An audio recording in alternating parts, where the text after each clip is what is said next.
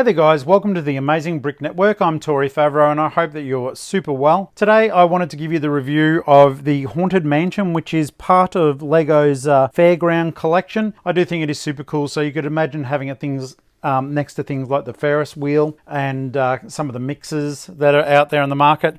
Now, this is such a huge build. The only way I could do this without showing you my build space was to actually do it in portrait mode, which I didn't want to do. I thought that having it a bit more widescreen would be a better way to go and just be a little bit more honest to the build. And just to point out immediately now, I'll probably find it as soon as I say it, I have misplaced the spire there. That's my issue. I've knocked it. It is a bit of a fragile build, but I will get into that in just a moment. First things first, 3,000 odd bricks. It was a ton of fun to make. There's some frustrating building techniques to be used, particularly around the roof. I do think the roof, and I will show you the area because even now it's loose, it's not very well constructed, and I do think that LEGO could have done better. This set retails at about $350, and in terms of value for money, I do believe it is, you know, very much worth your money.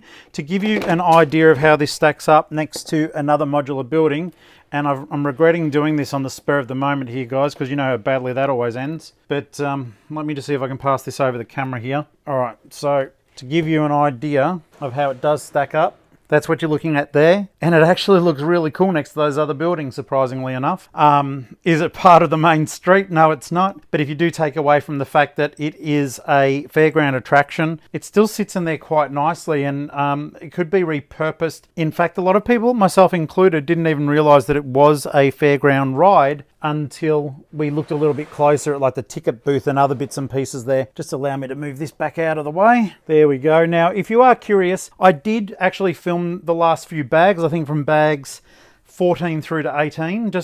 It was going to take too long, and I needed to build it somewhere where I didn't have access to all my lighting and everything like that. So it was still fun to build, and I did live stream it as well, the build, but I will include it after the review. So be aware, you're not going to miss out on anything. So first things first, it is a little bit different from the other modular buildings. If you heard that crack, that was my elderly knee. Okay, so firstly, you've got the figs. They look really cool, but this set, doll houses. So it is something that's pretty cool and neat, but if you're like me and you're just going to be laying it in the Lego City, then you may find that that isn't the best bet for you. So many features all the way down to like doors that open up. There's all sorts of levers and stuff we can move, but this set is best known for the actual lift system that's in there. So what I'm going to do is I am going to attempt to show you that in operation. See how much this allows me to zoom in without losing you. Okay, and do excuse me if you do hear the microphone hitting things. I am literally walking around the build. Okay, so you can see down there you've got the lift there, and it is on a crank system. Now hopefully, even though it sounds terrible, oh there we go. As you can see, it's moving up. There were 149 track pieces there, and the doors open at the top.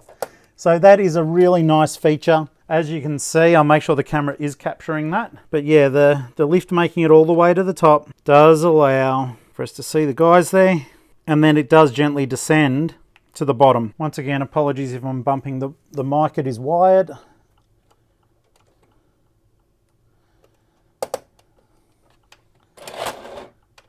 That's a quick release that does send them down like any amusement park ride would to scare them as they make their way down. So that is a really cool feature.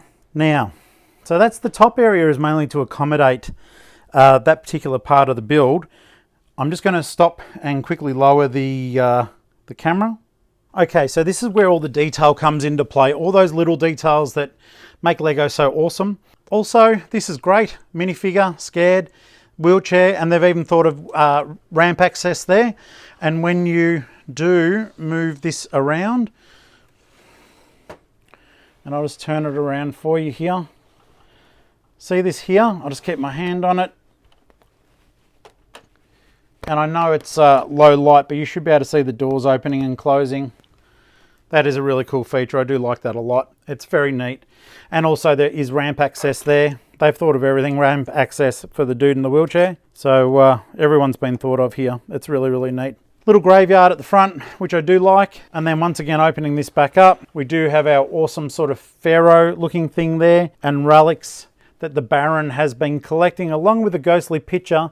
And I'm not sure how to make it happen, but behind there, if you catch it in a certain light, there's actually a ghost behind there. You've got like the massive organ, which is really creepy, and also just, you know, things from the Pharaoh's times. And the book was filled with awesome and quite funny little bits of information about them all. But yeah, when those doors open up, as you can see, they swing open nicely there to provide access to the ticket counter, which is here. And the whole thing just fits together really, really nicely. I'm super pleased with it. Let's get on to some negative parts of the build though, just so I'll let you know. This area here I think is very poorly constructed. I'm going to show you now. It was only a trick to get it through the review stage. I could not make that, as hard as I tried, to stay firm on the actual build itself. It did come loose a lot. Now, I'm more than prepared to blame myself for that. I mean, it is a massive build, but the way it did grasp on was fairly poor. And yeah, it just putting it in and hoping to let everything just click into place was one heck of an ask, considering the way that it was all put together. My least liked part of this entire build, I thought it was shabby Lego and quite poorly designed, which I don't often say. This thing is an awesome achievement, and the way it's all done is absolutely beautiful. The mechanism works really well, and I'm super stoked that it's included in there to give that sense of realism to what you'd expect from your haunted house. The chimney is a little flimsy. I'm sorry about that, but it's the truth. It came apart often, and yeah, see, it doesn't take much coaxing, and there you go, you've lost your chimney. It is easily replaceable, but at the end of the day, a $350 set, it shouldn't be falling apart every time I dollhouse this thing out. So as you can see, every time you try to put this in, you're inadvertently damaging more of the build, which I did find frustrating to say the least. But the rest of it came together nicely. There's some solid building techniques being used around the top there. That mechanism to open up the door is just absolutely superb. I do love it. And even the fact that like these bits come out like that, it's just weird. It's just sloppy. But one of you may look at this and say, well, no, idiot, you built this totally wrong.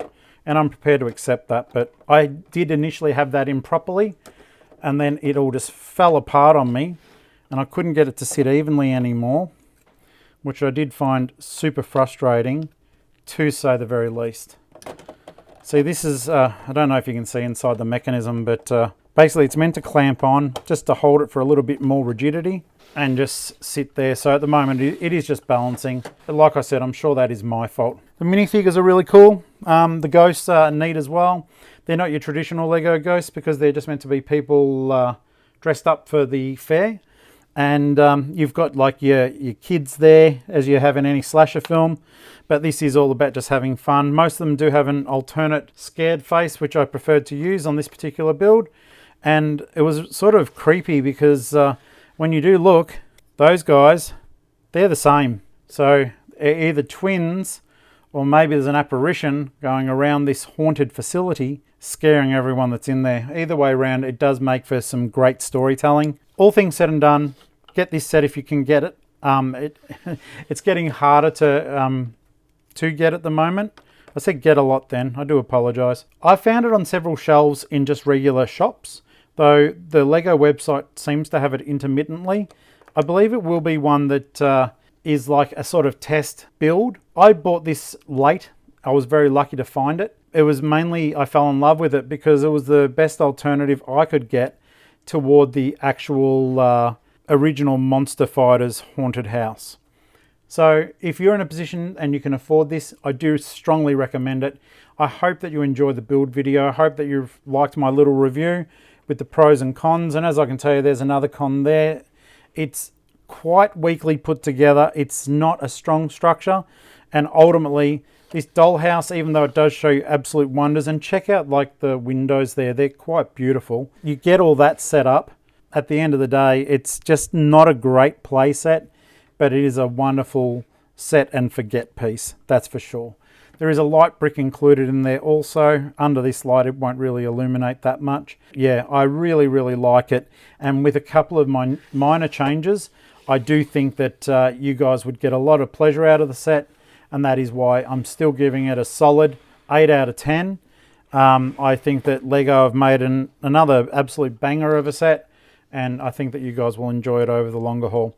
Thanks for watching. If you haven't already, please subscribe, click that bell for notifications, and give me a big thumbs up. If you own this set and you don't agree with some of the things I've said, I'd love to know about it, or if you'd like to let people know about any issues you may have had, please do so. But in the meantime, as I always say, guys, happy building, and I'll see you next video. Bye.